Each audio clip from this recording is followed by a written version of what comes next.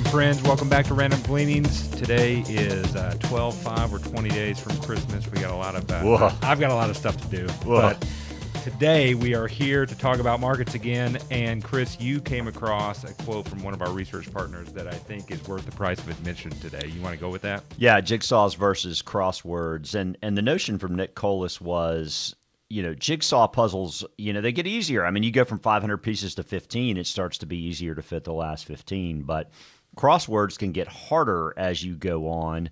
And I guess if you make a mistake, that really makes it challenging to finish the crossword. So that felt a whole lot like where we are today.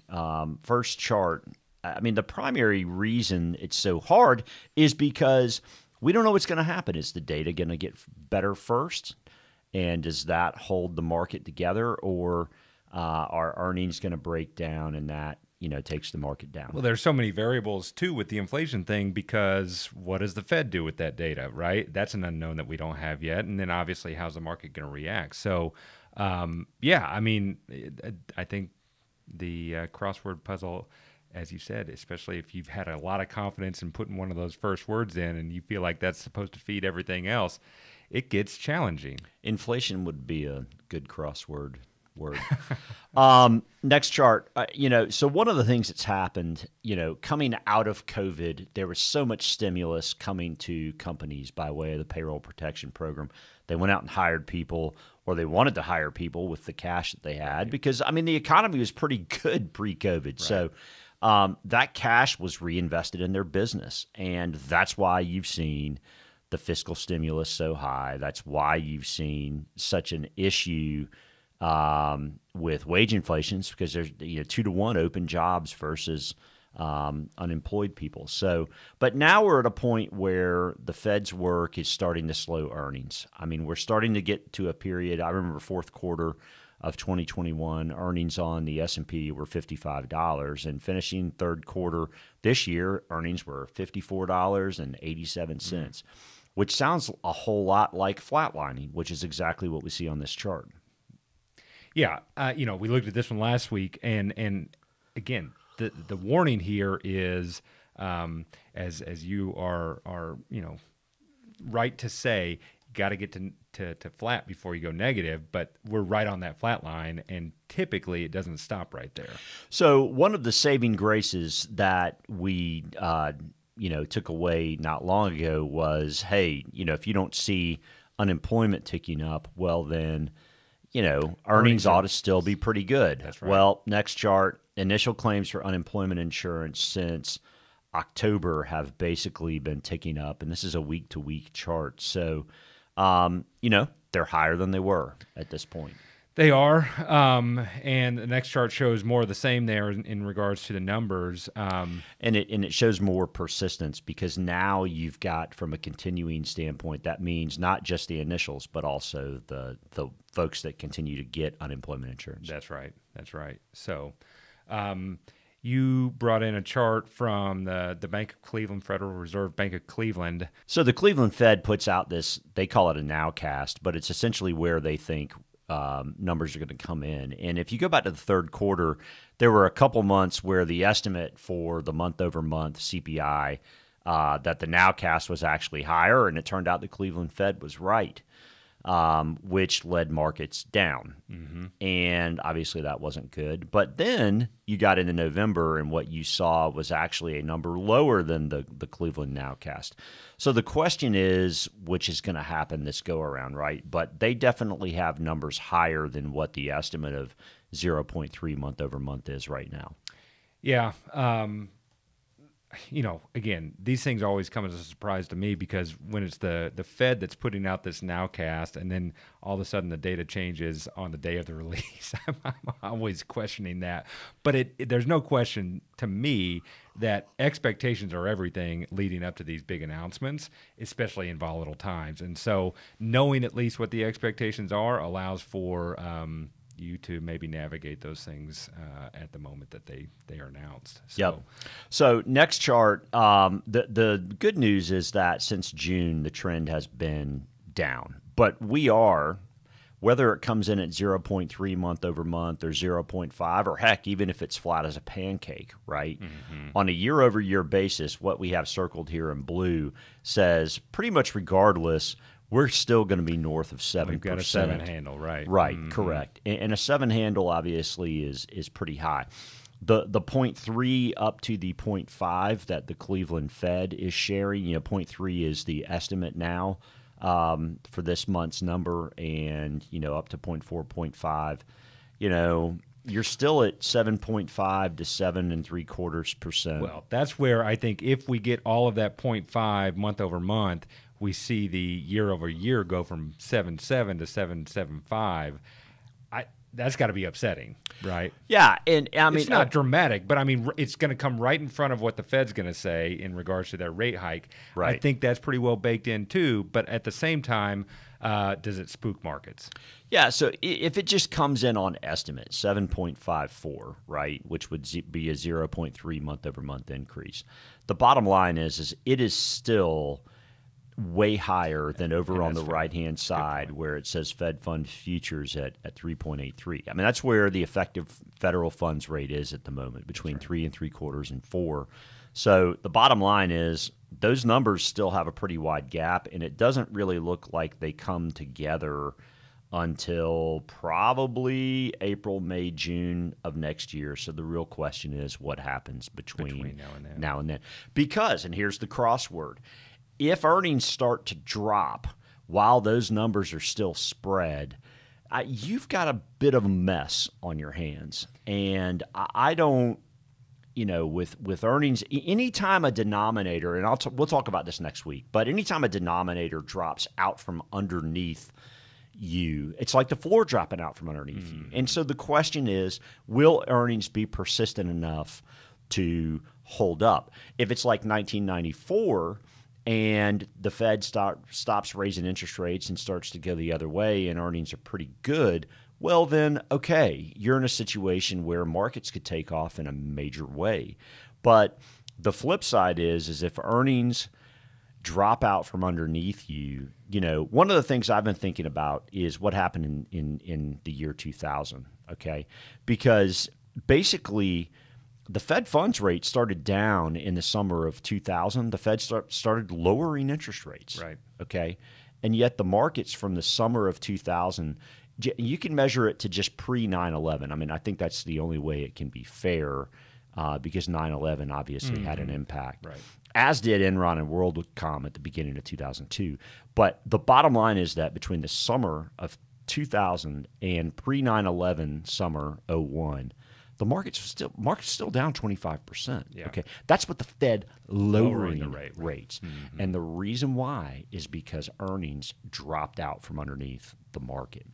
So, again, that's why unemployment matters so much, right? Those initial and continuing unemployment claims, that's not a good sign for earnings. That's exactly right. Another concern that I came across, and I think we've spoken to this a little bit earlier in the year, but this next chart on borrowed time is how I named it, is showing the rate of change in credit card usage, up 13% year over year, and the savings rate down almost 70% year over year. Now, again, the savings rate back a year ago was very altered by nature of money coming in from Washington for a lot of folks. But the concern there is, I don't think that people have changed their spending patterns immediately with the growing concern of a slowing economy. Right. And I think that that's just human nature. Hey, I kind of like all this extra stuff. I kind of like doing what I like to do. But they aren't as prepared as they were 12 months ago for a slowing economy. So people are saving less. They have more on credit cards, et cetera, and yet the unemployment rate is potentially going ticking up up. A little bit. It's not a great mix. It's not a great mix. So again, here we are in a crossword of what does that mean for what's coming next. Right. Sunshine and roses. That's right. Okay, so next chart from our friend Willie Delwich. I think this is awesome. So Certainly random. it is because, you know, totally random. It is a random gleaning. But this is, I mean, it's data, man, and this guy just goes and digs into the data. So tell us what this one's about. This is So great. the S&P 500 has 11 sectors in it. Some are more cyclical, some are more growthy, some are more defensive. And defensives, by the way, tend to lead a little better in challenging times, which we've seen that off and on this year. But basically, the point Willie makes is that if you have virtually no sectors above the 200-day moving average, which is the 10-month average of all stock prices looking back 10 months, okay, or all stocks, all sectors doing really well, that the annualized return for stocks is roughly 13.5%. And I think that's I'm pretty sure that's from the Great Depression until now.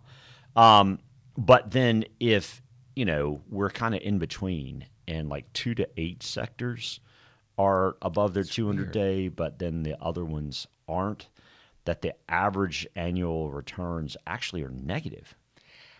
It's hard for me to make sense of that, especially given the percentage of time that we're in those environments, according to this chart as well. But obviously, what the chart tells us is, markets bias is up, right? So almost 60% of the time we're in those strong environments for what he says the data shows.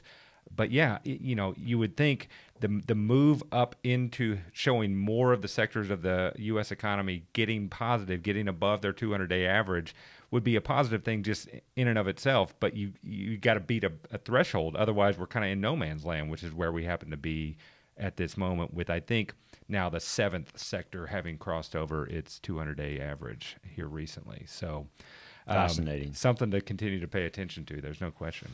All right, so the other thing to pay attention to, especially as we head into 2023, I mean, there's been a large correlation between stocks and bonds this year, meaning stocks have gone down, but bonds have gone down as well, which is not normal. High-quality stuff usually does really a whole lot better when equities go down.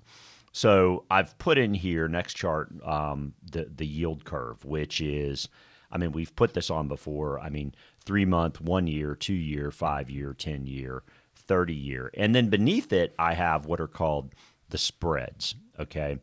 So beneath it, I have the 10-year minus the 2-year, and then the 10-year minus the 3-month U.S. Treasury bond as well, okay? And you can see both of them are negative because the yield on 2-year is higher than the 10-year, and the yield on the 3-month is higher than the 10-year.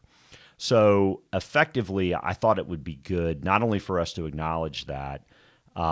It's said on Wall Street that when the 10s, 2s invert, that you can start talking about the potential for a recession in the future. But when the 10-year, 3-month inverts, you better start preparing for a recession. I think both have correctly predicted the last 9 recessions, right? Right. And so to your point, the 10-2s has a larger gap as to when that might occur. Right. 10-3s, it's not too far out into the distant future. So the next chart is what happens to the S&P 500 when the 10s, 3s invert from 1962 all the way to 2022. So what's that? That's the last 60 years. And basically what you see is on a 1-month basis, stocks on average are pretty flat. On a 3-month basis, they're up about 3%. On a 6-month basis, they're up about 4%. And on a 1-year basis, stocks are up on average during that time period of a whopping 1%. And 50% of the time they're positive, and 50% of the time they are negative. Yeah, and so what this chart is missing, actually, because it's been more than a month since the 10-year, 3-month inversion, is not quite 3 months just yet. October 26th, yeah. It's been more than a month, and yeah, the column's got a month, not quite 3. right? And so, so what it's missing is we're up 5.5, 5.6, something like that, right? Yeah, a little over 5%. Okay, since then. okay. Since the end of October. And you made this point to me, and I think maybe on video some time ago, is that, if we look at the 1 year and it's up 1% and we're already up 5. Yeah, right. Right. Where does that have us, right? On average, and averages aren't predictive, but they're meaningful. They're meaningful. So, well, I would point out that, on a 6 month and a 1 year on these 10s, 3s inversion, that 50% of them are negative going back 60 years on both the 6 month and the 1 year. So, to be further ahead than the average, than the returns. So to be further ahead than the 1 and 3 month average annual return already, and know that the 6 month and 1 year historically has been about a 50-50 a coin flip, split. Right? Yeah, with not great 6 month, 1 year returns to boot, right? Right. I mean On that. average. I mean, hey, you're going to make 4.7. You're going to make 1% over the next year as a coin flip. Yeah. I mean, again, in the previous chart, we just said you're making almost that in a 10-year treasury. That's it. Or a 5-year treasury is at 375, a 2 years at 435. So, 4% return from risk assets when almost risk-free assets are trading Giving for you the same. That's It's not very compelling it's not for right equities. to go, grab a bunch of risk. Right. So, Right. well, my friend, have you got anything else for the good of the cause today? Not today. We'll talk more about earnings next week. We're tired of sounding like negative Nellies, but I mean, there's only so much you can do. That's what we've got right now. So our goal is to make sure you've got good information and perspective, because unfortunately, time's part of this equation too, and you can't rush it. I mean, you got to wait around and see what you get, because I would say, we can be. Again, I don't want this either. We can be negative on the markets, which I know we sound like, but we can be positive on stewarding capital, right? that's right. And so, That's our job. That is the responsibility that we hold, and so we're going to take it serious. So that's all I got, man. Thanks as always for watching. We're grateful to you. Please do subscribe. Please share with others if you feel like this information would be helpful. Obviously we're doing this because we'd like to grow viewership, and certainly appreciate your efforts in that regard. Thanks as always. We'll see you soon.